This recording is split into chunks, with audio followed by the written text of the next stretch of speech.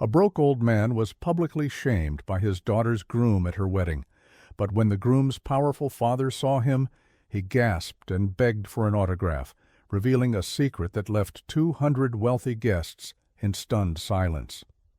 Before we continue, please subscribe to the channel and let us know where you're listening in the comments. Julian's voice sliced through the quiet of my living room with the sharpness of a razor. Leo, we get that you're not exactly in a great place financially, but this wedding is Clara's whole world. I was already in my worn leather recliner, the checkbook open on my knees, the pen feeling unsteady in my hand. 20 years in this chair, 20 years of easy conversations with my daughter. Now she was over by the window, her luxury heels tapping impatiently on my scuffed laminate floors as she shifted her weight. I want to contribute. My voice sounded calmer than I was. That's the reason you're here, isn't it? Julian stalked behind the coffee table, his expensive timepiece glinting in the afternoon sun. Every few seconds his gaze darted across my humble furniture, the faded love seat Helen and I had found at a thrift store, the scratched end table Clara had drawn on with crayons as a toddler. His look conveyed it all. The resort alone is $35,000, he went on, glancing at that timepiece again. And my dad is handling the food, the orchestra, the floral arrangements. How much are you thinking? I cut in, already bracing for an answer that would sting. Clara finally pivoted from the window.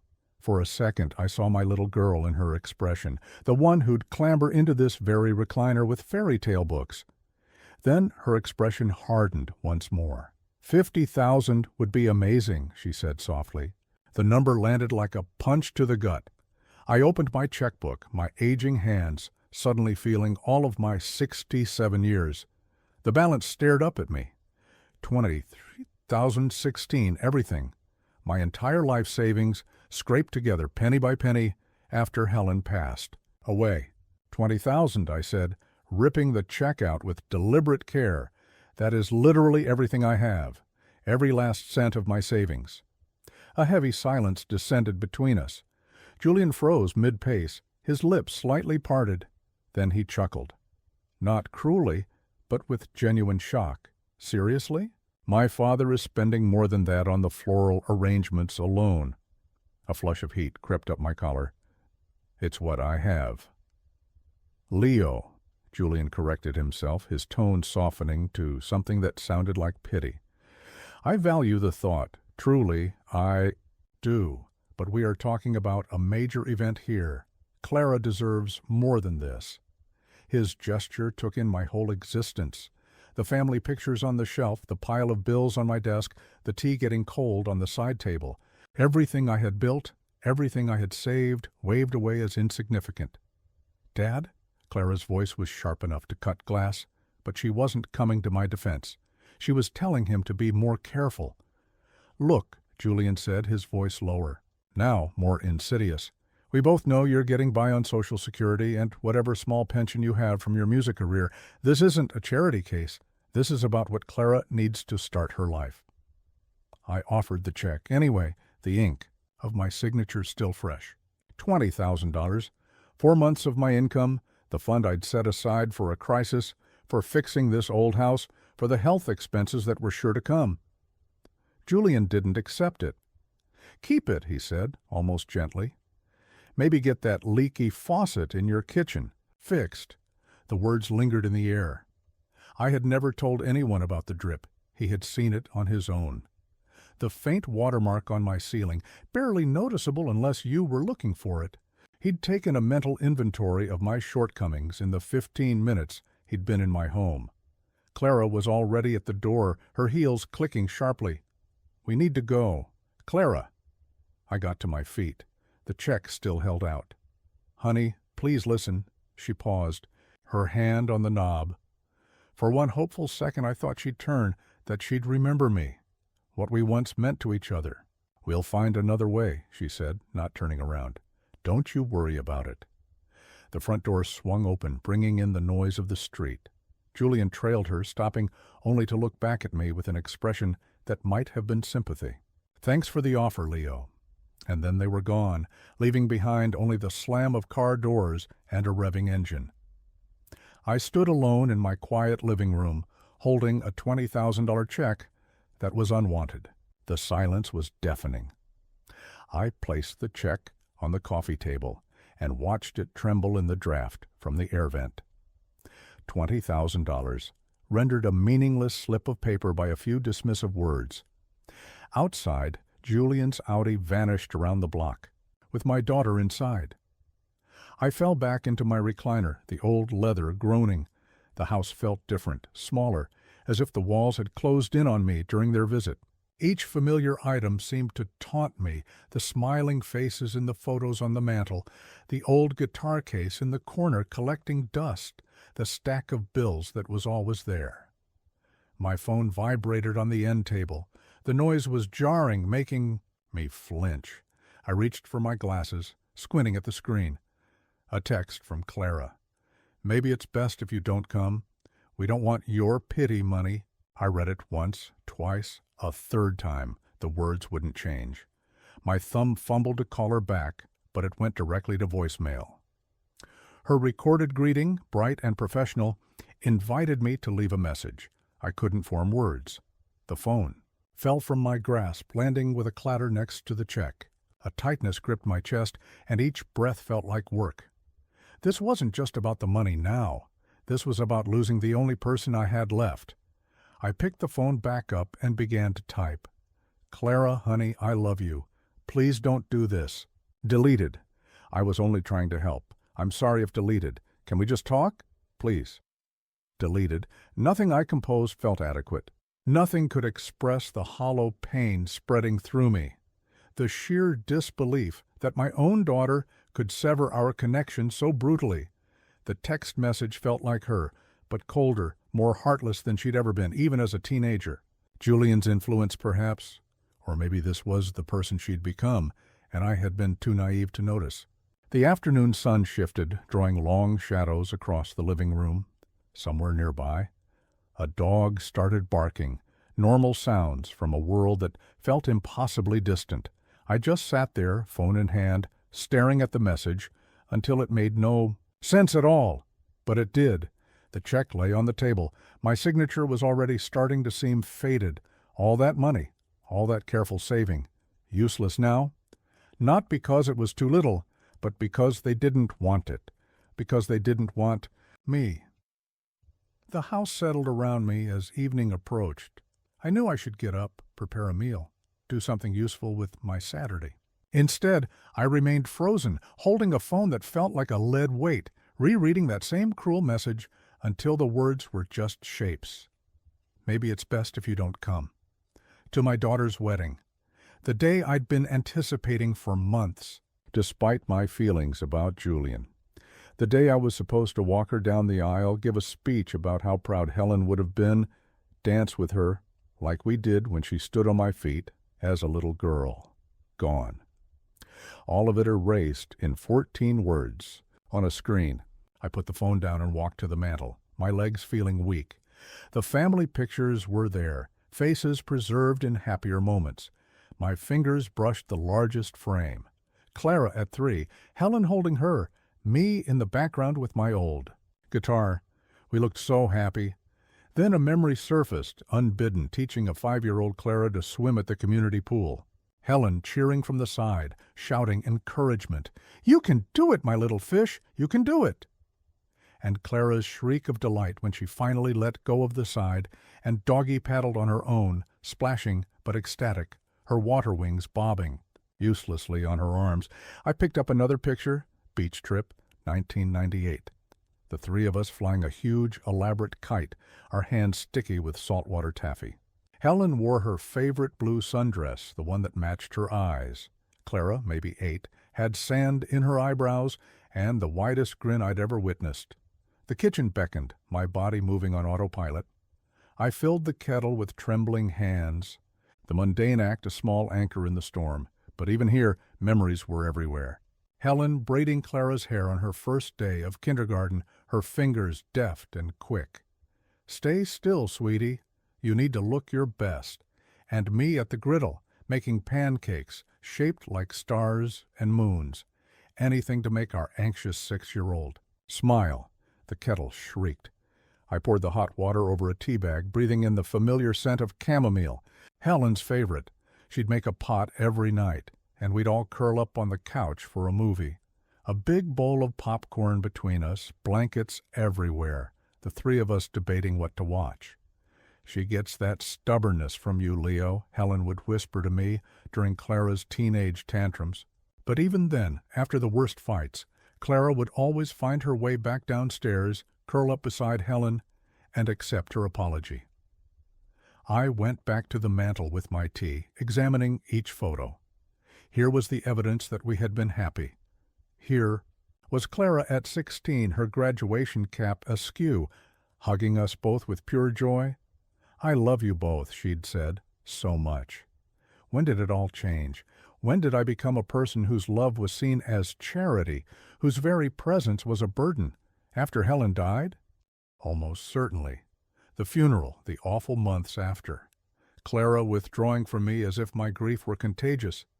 She was 25, old enough to understand loss, but perhaps too young to forgive me for not being strong enough to fill the void her mother left. I wasn't enough. Without Helen at our center, the glue of our family, Clara and I, had become like two pieces of a broken vessel, drifting in opposite directions. I picked up the most recent photo from Helen's last birthday, 2 months before we got the news. We'd gone to her favorite Italian place, shared a bottle of Chianti, and laughed until we cried. In the photo, Helen's head is on my shoulder, and Clara is leaning in from across the table, her hand covering her mother's. We looked unbreakable. We looked like a force that could withstand anything. The old clock on the mantel chimed 5 whack. I'd been standing here for an hour. My tea was cold, the light outside was fading, and I was still holding this picture, trying to piece together how we had ended up here. 3 smiling faces looked back at me, a complete family oblivious to the heartbreak that was just around the corner. Helen's laugh seemed to echo from the picture frame, Clara's voice calling "Daddy" from a long-ago summer day. But the silence in the house was profound now, punctuated only by the clock's ticking and the groans of old wood. The check was still on the coffee table, the phone was mercifully silent, and I stood there, surrounded by the ghosts of a better time, holding the proof of who we used to be and wondering if my daughter would ever smile at me that way again. The happy family photo was replaced by another from 2 years later. Helen was so thin in this one, her cheekbones prominent under pale skin, her smile determined but weary. The hospital band on her wrist was a stark white against her skin. I remembered the sterile smell of that place, a smell that permeated everything. The long, fluorescent-lit hallways, the incessant beeping of machines that seemed to sync with my own fearful heartbeat. Helen's hand in mine, so cold and frail as the doctor spoke words that felt like a physical weight in my throat. "Stage 3, he had said, pushing his glasses up his nose. "We've caught it with enough time for treatment, but it is aggressive." Helen gripped my fingers with a strength that surprised me. Clara sat beside me, 28 years old, but looking like a terrified child, her face ashen. She hadn't said a word during the consultation, just stared at the glowing X-rays as if she could will them to be different. The chemo treatments became a blur, driving Helen to the hospital every Tuesday and Thursday, watching her hair thin and fall out, pretending I didn't see her getting sick in the parking lot on the way home. She wore beautiful scarves and hats, kept her spirits up, even joked with the nurses. But at home, when she didn't think I was watching, I would see her looking at her reflection with a look of utter desolation. Clara's visits became shorter and less frequent. She said work was demanding, the traffic was a nightmare. She had her own life. But I saw the real reason in her eyes when she looked at her mother. Pure, undiluted terror at the thought of watching the center of her universe slowly fade away. "She's too young for this," Helen whispered to me one night after Clara had made a hasty exit after a 10-minute visit. "I thought I'd have more time with her." The last weeks were the hardest. Our bedroom became a medical ward, filled with oxygen, tanks, pill schedules, and a hospital bed that seemed to swallow Helen whole. Clara came every day then, but she spent most of her time in the kitchen, washing dishes that were already spotless, rearranging cupboards that didn't need it. Why?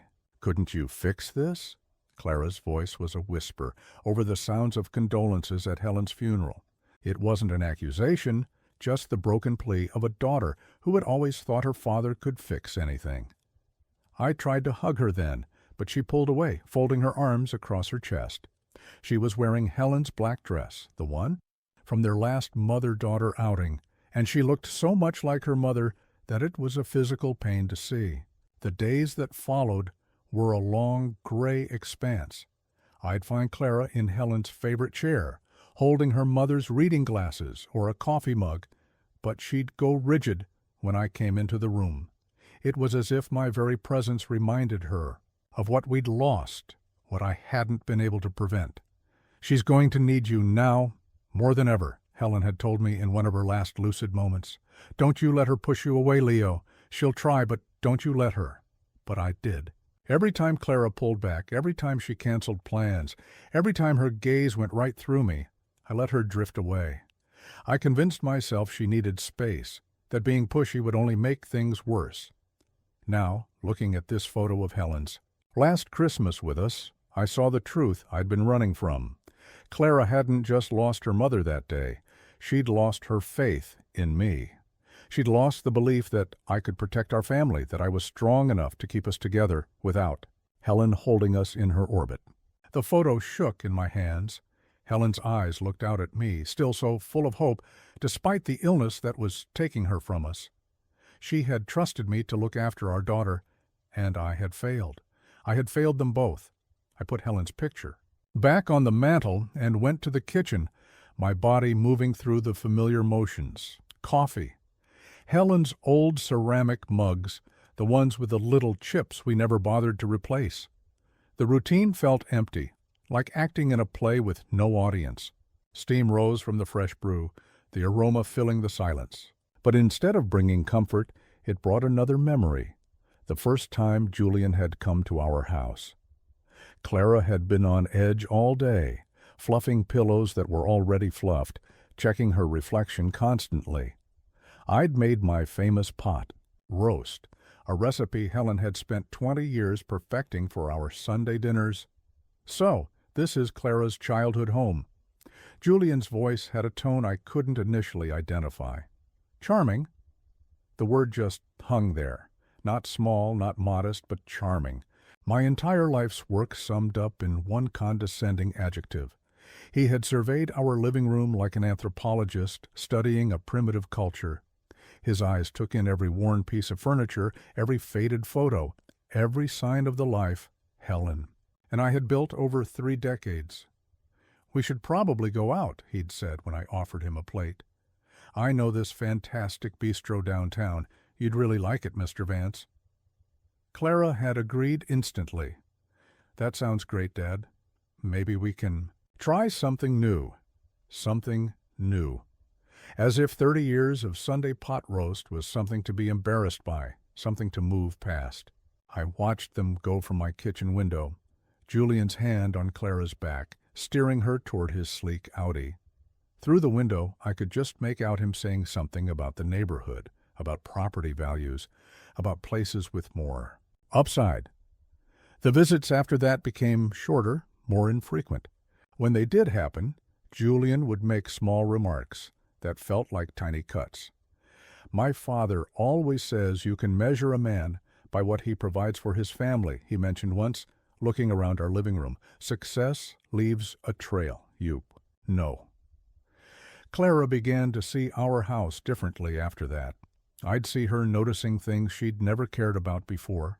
The water spot on the ceiling, the frayed edges of the rug, the way the faucet in the kitchen dripped no matter what I did. "Don't you deserve better than this?" I heard Julian ask her one day as they were leaving. "Better than this? Better than the home where she learned to talk, where Helen read her stories every night, where we had celebrated every milestone for 30 years? Maybe Dad should think about downsizing, Clara had mentioned on one of their visits. This house is a lot for him to handle by himself. She was looking at Julian as she said it, as if for his approval. My daughter, who used to stand up for me on the playground, was now suggesting I leave the home Helen and I had made together, a place where every corner held a memory. I should have said something then. I should have reminded Clara of the mornings she'd crawl into bed between me and Helen, of the garden where her mother taught her about flowers, of the kitchen where we made star-shaped pancakes on her birthday. Instead, I just smiled and offered them coffee in Helen's chipped mugs. The coffee in my cup had gone cold as I stood there lost in thought. Outside, my neighbor was cutting his grass, the steady hum of the mower sounding like it was from another universe. A normal Saturday in a normal neighborhood, while my life was being dismantled, one polite comment at a time. Julian had won a battle I didn't even know we were fighting. He had simply presented Clara with a different definition of success, one where love was tallied in dollar signs and worth was determined by square footage. And I'd been too lost in my grief, too polite, too terrified of losing the little I had left of my daughter to stand up for myself. 6 days passed since that vicious text, each one a gray blur. Sunday?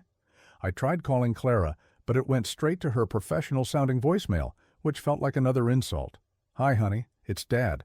I was just hoping to—" The beep cut. Me off. I wondered if 30 seconds was enough to fix 30 years of history. Monday and Tuesday were the same. 1 call per day, straight to voicemail, my messages getting more and more desperate. "Clara, please call. I love you. We need to talk. Bye." Wednesday, I gave up calling. I started cleaning out parts of the house I'd avoided since Helen's passing. Closets filled with her things that I couldn't bring myself to touch. Her scent still lingered on her dresses. Her reading glasses were still on the nightstand, as if waiting for her. Thursday was spent drafting and deleting texts. I even wrote a long letter by hand, but couldn't bring myself to send it. My handwriting looked frail and old, not like the bold signature I used to use for fans who remembered my band's brief flicker of fame. Friday morning, I was in Helen's garden, weeding around her rose bushes.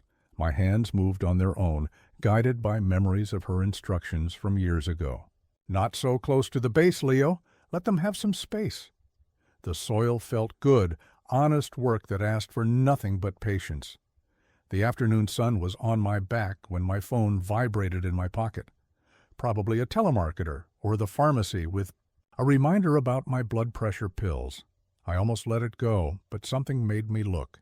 Maybe it was hope, maybe habit, maybe the small part of me that still believed things could be fixed. "Dad, can we meet? I'm sorry for everything." I read it 3 times before I could process it, 4 times before I believed it. My hands trembled as I typed my reply, deleting and rewriting until it sounded right. "Of course, honey, just tell me when and where." The response was immediate. "The Daily Grind on Elm Avenue. Tomorrow at 2, I'll be there." I put the phone down gently, as if a sudden move might break this fragile truce. Then I went to the bathroom and looked at my reflection. Gray stubble, new lines around my eyes, and my shirts were hanging a bit looser. Would she see how much I'd aged in just 6 days? Should I shave, wear my good shirt, try to look like the father she remembered, and not the wreck I felt like? The text message, now printed, was in my shirt pocket. Proof that this was real. Tomorrow at 2, I would see my daughter. Tomorrow, maybe we could start to find our way back. I was 15 minutes early, of course. I picked a small table at the Daily Grind, checking my watch for the 4th time in 2 minutes. The cafe was buzzing with the Saturday crowd, a place where a single latte cost more than I used to spend on a week's worth of groceries. I smoothed my shirt collar, the same one I'd worn to Helen's funeral, clean and pressed, but frayed at the cuffs. When Clara walked in at exactly 2, a wave of relief washed over me. She looked stunning and expensive. Her handbag, probably. Cost more than my Social Security check, but her eyes held the look of a child who knew they had broken something valuable and hoped it could be repaired. "Dad?" Her voice was thick with emotion. "Thanks for meeting me." "Of course, sweetheart." I stood up too fast, almost spilling my coffee. "Of course I came." We shared an awkward hug over the table, her perfume expensive and unfamiliar. When we sat, a silence stretched between us, a gap we didn't know how to bridge. "Your coffee's getting cold," she said, pointing to my cup. I was nervous, I confessed. Didn't want to spill it. That got a small, genuine smile from her, the first I'd seen in a long time. "Dad, I am so sorry. For how I acted, for that awful text. Clara, honey, all that matters is that we're here now. No, let me say this." She leaned in, her hands wrapped around her cup. "I was horrible, just horrible.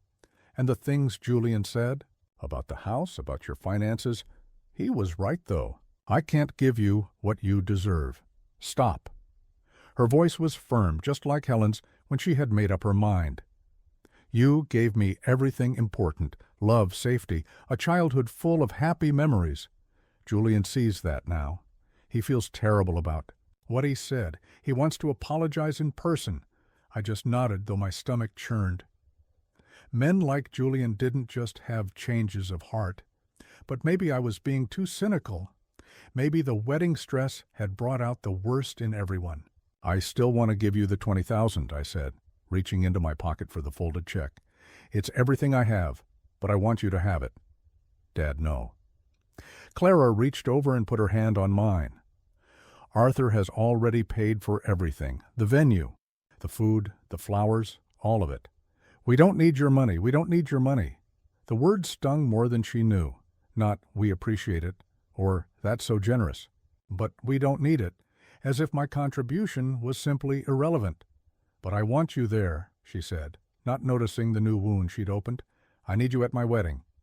Will you still walk me down the aisle?" My throat tightened. Nothing would make me happier. "The wedding is next Saturday, 3 Gamaihoe at the Sterling Bay Resort in Port Blossom. It's going to be gorgeous. Ocean views, about 200 people. 200 people. I tried to picture myself in that crowd, talking to Arthur's wealthy friends about stocks and yachts and things that were from a different planet than mine. "I'll be there," I promised. We talked for another hour, carefully avoiding the real issues. Clara described the wedding plans, the imported orchids, the string quartet, the menu that sounded like it was from a different language. I listened and nodded, trying to feel her excitement, even though every lavish detail was a reminder of how much of an outsider I was. When we finally left, she gave me a real hug, one that lasted long enough for me to notice how thin she'd gotten. "I love you, Dad," she whispered. "I love you too, sweetheart. More than you know." Outside, her Audi was gleaming in the sun. I walked her to it, noticing the perfect leather interior and the dashboard that looked like it belonged in a spaceship. "See you next Saturday," she said, getting in. I watched her pull away, disappearing into traffic. I stood there alone on the sidewalk, surrounded by the sounds of a world I didn't belong to, feeling both relieved and completely inadequate. The reconciliation I had hoped for had happened. My daughter loved me. She wanted me at her wedding. So why did it feel like I had lost even more ground? The drive home took forever in Saturday traffic, giving me too much time to overthink our conversation. Clara's apology was sincere. Her love was real. But underneath it, I could feel the new reality of her life. A life where my $20,000 was. A quaint, unnecessary gesture. A life where Arthur's wealth made my sacrifices seem tiny and insignificant. My house seemed smaller when I got home. The paint was peeling. The lawn needed mowing. It was the kind of house people like Julian drove past without a second glance. Inside, I laid the wedding invitation on the kitchen table. The elegant script on heavy cardstock probably cost more than my weekly groceries. The Sterling Bay Resort. I'd looked it up, an exclusive, members-only club on the coast, where the valet probably made more in a night than I did in a month. Despite what Clara had said, I took out my checkbook and wrote it out again. $20,000, my entire net worth on a single piece of paper. I'd write a note, something simple, about love being more valuable than money. It took me 3 tries to get it right. For my beautiful daughter on her wedding day. Love, Dad. My best suit was in the closet, in a plastic dry cleaning bag. Charcoal, gray, bought for Helen's funeral and worn only a few times since. It was a good suit, but the style was at least a decade old, wide lapels, a boxy cut. It would immediately mark me as someone who couldn't keep up. I held it up in the mirror, trying to see myself through the eyes of Clara's new family. It was clean and pressed, but next to whatever Julian and Arthur would be wearing, I would look exactly like what I was. A man from another time, doing his best with what he had. The gift envelope also required careful thought. I settled on some simple cream-colored stationery Helen had bought me years ago. I tucked the check and the note inside with the care of someone who knows that presentation is all they have to offer. As evening fell, I made a simple dinner of soup and crackers and sat at my kitchen table, looking out at Helen's garden. She would have known what to do. She would have known how to navigate this world of wealth and status. Without her, I felt lost. The clock read 9:47 when I finally went to bed. 1 week until the wedding. 1 week to prepare myself for a world where my daughter fit in perfectly, and I would forever be a visitor. I lay awake for a long time, listening to the familiar sounds of my old house. Somewhere in Port Blossom, 200 people would gather to celebrate Clara's new life. I would be one of them, in my old suit with my modest gift, proud of my daughter, but painfully aware of everything I wasn't. The wedding invitation sat on my nightstand. Tomorrow I would iron my shirt, polish my shoes, and practice small talk. For a party I didn't belong to. But tonight I just held the envelope with my $20,000 gift and wondered if love could ever really be enough in a world that only measured value in dollars. My old Toyota looked like a rusty beetle in the parking lot of the Sterling Bay Resort, surrounded by gleaming luxury cars. Mercedes, Autos, Porsches, each one costing more than I'd made in my best year with the band. The valet who took my keys was polite, but I saw his eyebrow twitch as he glanced at my car's dented fender. "Welcome to Sterling Bay, sir," he said, handing me a ticket. The clubhouse was all marble and glass, with a stunning view of the ocean. Guests moved through the space in expensive formal wear, their conversations a confident murmur of wealth. I clutched the envelope with my gift, suddenly feeling how out of place my charcoal suit was in this sea of bespoke tuxedos. "Excuse me, are you with the Vance party or the Miller party?" A young woman with an earpiece and a clipboard stopped me. "Vance? I'm Leo Vance, Clara's father." Her expression changed, a flicker of recognition, then something like pity. "Of course, Mr. Vance. Right this way. You're at table 12. Table 12 was near the back, by the doors to the kitchen. Not exactly the seat of honor for the bride's father, but Arthur was footing the bill for this whole production. I was more of a guest than a host. And what do you do? For a living?" The man next to me extended a perfectly manicured hand. His watch was probably worth more than my car.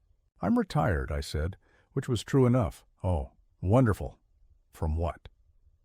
The conversation stalled when I mentioned my pension and Social Security. He quickly turned to the person on his other side to talk about stock portfolios, leaving me to take in the scene. Waiters in tuxedos moved between tables with champagne and appetizers.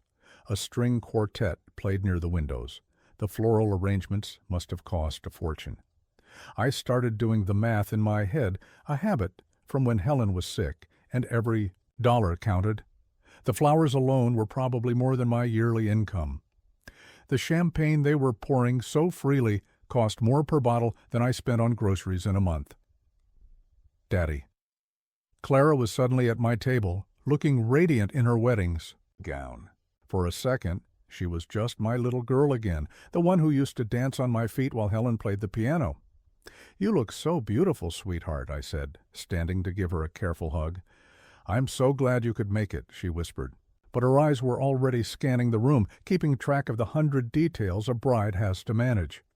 "Where does this go?" I asked, holding up my gift envelope, feeling its simplicity among the mountain of lavishly wrapped presents by the way door. "Oh, just put it over there with the rest," she said, already turning to greet another group of guests. I walked to the gift table. My simple cream envelope looked like a child's art project next to the professional gift wrapping and silk ribbons all around it. $20,000, my entire life savings, now the most humble offering in a sea of extravagant gifts. "Ladies and gentlemen, if you would please take your seats for the ceremony." The crowd moved to an outdoor terrace where chairs were set up facing the ocean. I found my seat in the third row from the back, far from the family section where Julian's relatives sat, looking confident and expensive. The ocean breeze smelled of salt and flowers as everyone settled in. Somewhere in this perfectly planned event, my daughter was about to marry into a world where my love was welcome, but my presence was merely tolerated. The string quartet began to play, and I clutched the program, watching as Arthur Vance's world prepared to officially welcome my daughter into its fold. Crystal glasses clinked as the reception got underway. I was back at table 12, seated with distant cousins and old family friends who gave me polite nods before resuming their conversations about trips to Aspen and summer homes in the Hamptons. The dinner was incredible, each course more decadent than the last. Lobster, filet mignon, expensive wines. I ate slowly, aware of every clink of my fork against the china. Laughter echoed through the room as toast began. At the head table, Clara was glowing. Julian beside her looked every bit the successful groom. Arthur held court at the center of the table, telling stories that had his guests roaring with laughter. Then Julian stood up, tapping his glass with a knife. The room went quiet. He looked poised and comfortable, a man born to be the center of attention. "Thank you all for celebrating with us today," he began. "Clara and I are so lucky to have friends and family who have supported us." There were murmurs of approval. I shifted in my seat, a knot forming in my stomach at the sound of his voice.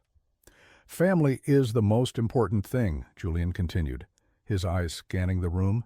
"And speaking of family, I want to give a special acknowledgement to someone here tonight. Clara's father, Leo Vance." Every head in the room turned to look at me. I could feel the heat rising in my face as 200 pairs of eyes fixed on my table, on my old suit, on the man who had brought a simple envelope to this lavish affair. Leo represents a kind of quiet dignity we don't often see anymore. A man who has learned to live a simple life. Julian's smile was wide and seemingly friendly, but his words were like tiny, sharp knives. While the rest of us are out there chasing success, Leo has found his contentment in the small things. His modest little home, his careful budgets, his, what would you call it? His wonderfully simple approach to life. A few people chuckled politely at first, then with more confidence as they realized this was meant to be funny. In fact, Julian went on, getting into his rhythm, when Leo so generously offered to help with the wedding, he presented his check with the pride of a man offering his entire nest egg, which, let's face it, it probably was. The laughter was louder now. I sat there, paralyzed, my face burning with shame as Julian painted me as a caricature, the lovable poor relative that everyone pities but no one respects. "So let's all raise a glass to Leo Vance," Julian finished, holding his champagne flute high. A reminder that you don't need a big bank account to be happy, that love is more important than wealth, and that sometimes the best thing you can do is just be content with your lot in life. The applause was deafening. People raised their glasses to me, their faces full of condescending amusement. I was part of the entertainment, the quaint poor man whose simple life made them all feel better about their own wealth. But then, across the room, something happened. Arthur Vance's face had gone white. He was staring at me, his expression a mixture of shock and disbelief. His champagne glass was frozen halfway to his lips. "Wait," he said, his voice cutting through the laughter. "Wait a second." The room fell silent again, this time filled with confusion. Arthur stood up slowly, his eyes locked on my face. "Aren't you Leo Vance? From Crimson Tide?" A tidal wave of silence crashed over the room. Forks stopped moving. Conversations ended. Arthur Vance was still standing at the head table, pointing at me with a shaky finger, his face transformed. "Crimson Tide," he repeated, louder this time. "The band. Dust Devil Heart, Faded Neon, City of Rain. That was your band, wasn't it?" People started turning in their seats, looking at me with a new kind of scrutiny. I could hear whispers. He erupting. "Crimson Tide? The rock band from the 90s? They had those huge hits." Julian was still holding the microphone, his confident smile replaced by a look of utter confusion. He looked back and forth between me and his father as if we were speaking another language. "Yes," I said, my voice quiet but clear in the silent room. "I was the lead singer for Crimson Tide." The words landed like a bombshell. Chairs scraped on the floor as people leaned in, no longer seeing a poor old man, but someone whose music had been the soundtrack of their youth. "I knew it," Arthur shouted, leaving his table and striding toward me. "I saw you guys at the Garden in '96. Front row. You signed my program." Other voices joined in, the excitement building. "I had all your records. Didn't you guys sell out stadiums? Whatever happened to you?" I stood up slowly, my legs feeling weak. The room seemed to tilt as decades of buried history came rushing back. The screaming fans, the sold-out arenas, the record deals, the money that had once flowed like a river. "What happened?" Arthur asked, now standing right in front of me. "I left," I said simply. "When Clara was born, I walked away. The music, the tours, the fame, all of it." "But why?" someone shouted from another table. "You were on top of the world." I looked over at Clara, who was sitting at the head table, tears streaming down her face as the reality of my sacrifice finally dawned on her. Because being her father was more important than being famous. Because I wanted to be there for every school concert, every scraped knee, every bedtime story.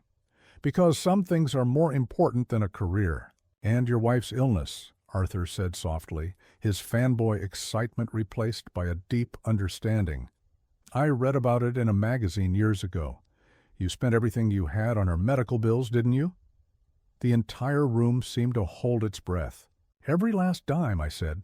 "The mansion, the cars, the investments. It all went to give Helen a few more years. I'd do it all again in a heartbeat." The applause started with Arthur and spread through the room like a wildfire. But this wasn't the condescending applause from Julian's toast. This was real respect, real admiration for a man who had chosen his family over fame. Julian was still standing there with the microphone, his face ashen. The man he had spent months looking down on, the father-in-law he had dismissed as a failure, was a rock star who had given it all up for the very family Julian was now a part of. "Ladies and gentlemen," Arthur announced, his voice thick with emotion, "we are in the presence of a truly great man. Not the kind of greatness that comes from money, but the kind that comes from love and sacrifice." The applause grew even louder, with people getting to their feet. Someone shouted, "Crimson Tide," and others joined in. I stood there in my old suit, overwhelmed by this sudden turn of events, finally getting a kind of recognition I had never wanted, but suddenly realized I desperately needed. Across the room, Clara's eyes met mine through her tears, and in them I saw it all: understanding, regret, and something that looked like awe. My daughter was finally seeing me, not as the embarrassing, simple man she had grown apart from, but as the father who had loved her enough to give up a dream. Through the standing ovation, I saw Clara rise from the head table, her gown trailing behind her as she moved toward me.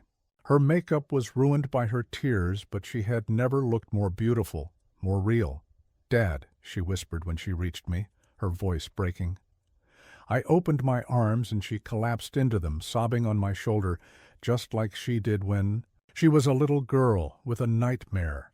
Her expensive perfume mixed with the salt of her tears, her designer dress wrinkling against my old suit. But none of it mattered. "Forgive me," she choked out. "I never knew. I never understood what you gave up for me." "Sweetheart, there's nothing to forgive," I murmured, stroking her hair like Helen used to. "I got the greatest gift of all. Got to watch you grow up. Every song I never wrote, every concert I never played, it was all worth it." The applause was still going on around us, but it was just background noise now. All that mattered was this moment I had waited years for. My daughter back in my arms, finally understanding. Julian appeared at our side, the microphone still in his hand, his face pale with shame. "Mr. Vance," he said, his voice barely a whisper. "Sir, I had no idea. I am so deeply ashamed of what I said, of what I thought." I looked at him over Clara's head, this young man who had judged me so harshly, and I saw real remorse in his eyes. Not just the embarrassment of being wrong, but the true horror of the pain he had caused. "You didn't know," I said. "That's no excuse." He raised the microphone with a trembling hand. "Ladies and gentlemen, if I could have your attention again." The crowd quieted. "I owe someone here a profound apology," Julian said, his voice steadier now. "Leo Vance is not just a rock legend who chose his family over fame. He is the kind of man I can only hope to become, someone who knows that love and sacrifice are worth more than any amount of money.